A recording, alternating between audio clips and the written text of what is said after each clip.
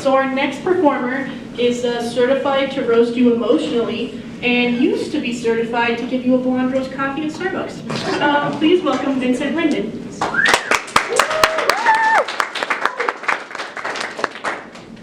Hello, hello. So my name's Vincent. I just got a new roommate, actually. Yeah, that's what's been going on in my life. Just got a new roommate. It's not so bad. He's pretty nice, he's cool. He is bald. So obviously that's like a little bit concerning right off the bat. But actually it's not so bad. Like you'd think it'd be worse than it is to have a bald roommate. I don't have to worry about him like stealing my conditioner, which is nice. I also don't have to worry about him bringing any girls home, which is also good. No, he's a lot better. He's a lot better than my last roommate. My last roommate bought a gun without telling me. He just came home one day and he was holding an AR-15. And he said he met some guy and he gave him $500 for it, no questions asked. I had a lot of questions to ask, naturally, but he was like, "Oh no, hey man, don't be worried. You know, I'm not going to shoot you or anything." I was like, I couldn't really trust that he wouldn't shoot me because he was white. But he was like, no, man, I promise, I'll be responsible. I couldn't really trust him to be responsible because he was a man. But he, you know, kind of wanted me to like warm up to the idea of it like being in the household. So he was like, hey Vince, why don't you shoot it? You know, why don't you give it a little test? Why don't you shoot it? And I was like, you know, like I guess I could. You know, you know, want to go out to like the desert or something. He's like, nah, man, no, listen, just open the window, fire a shot off into the backyard. I was like, man, I can't do that. He was like, dude, why not? You know, why not? Are you being chicken? You too chicken? I'm like, no, I can't do that. We live in an apartment. We don't have a backyard. Outside the window are just more apartments.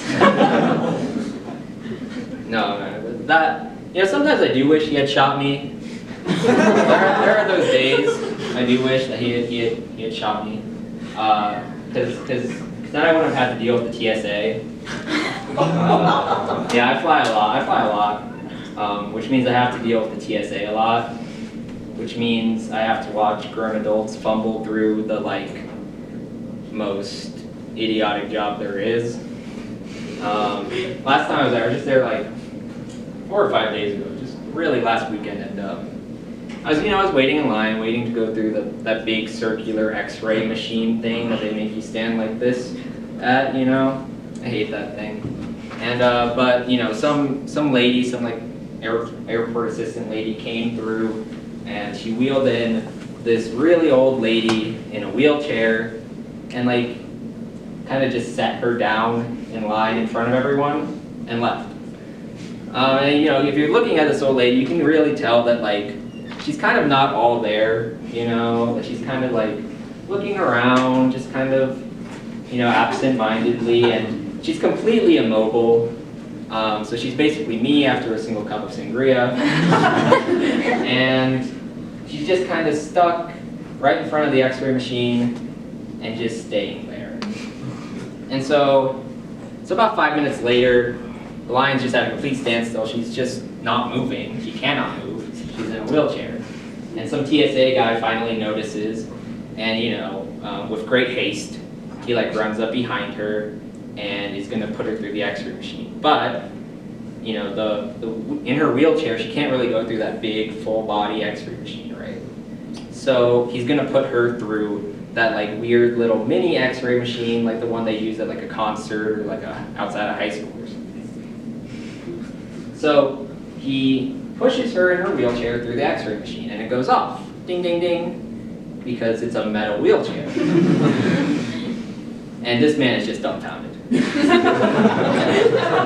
he can't believe what he's seeing. So he calls over like five of the brightest minds in the TSA, or and like their captain or whatever, to figure out what to do with this problem.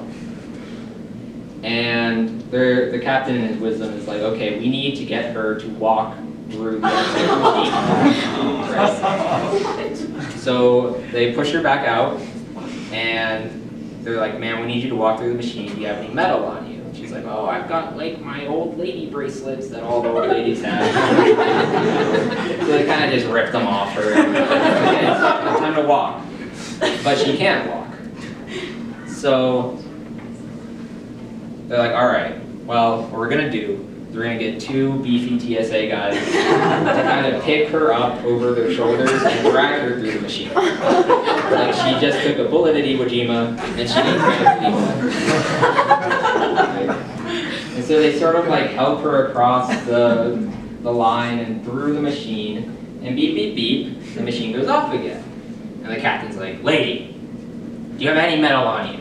You know, maybe like a medical device? She's like, oh, Sonny, I have a pacemaker. And you think, oh, old lady, right? He's like, oh, well, you can't go through that x-ray machine. That one makes pacemakers explode. Sometimes. And so I'm sitting back in line, and I'm just like, oh great, they almost killed this lady.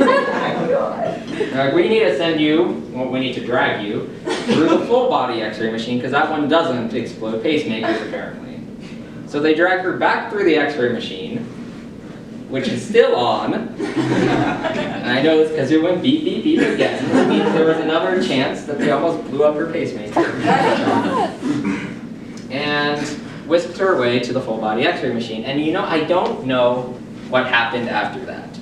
I assume they put her in the x-ray machine and like accidentally switched it to microwave or something. Because that's how the TSA operates. But I didn't know because the line was so backed up at this point that they decided that everyone waiting to be x-rayed should just be waved through the mini x-ray machine to speed up the process.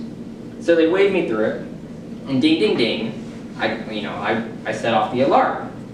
And immediately 2 TSA agents just tackle me to the ground, and they're patting down my body, right? And they're like, what do you got, what do you got? And they reach into my pocket so obtrusively, and they're like, ah, he's got a nickel. And I'm like, no, that's my savings.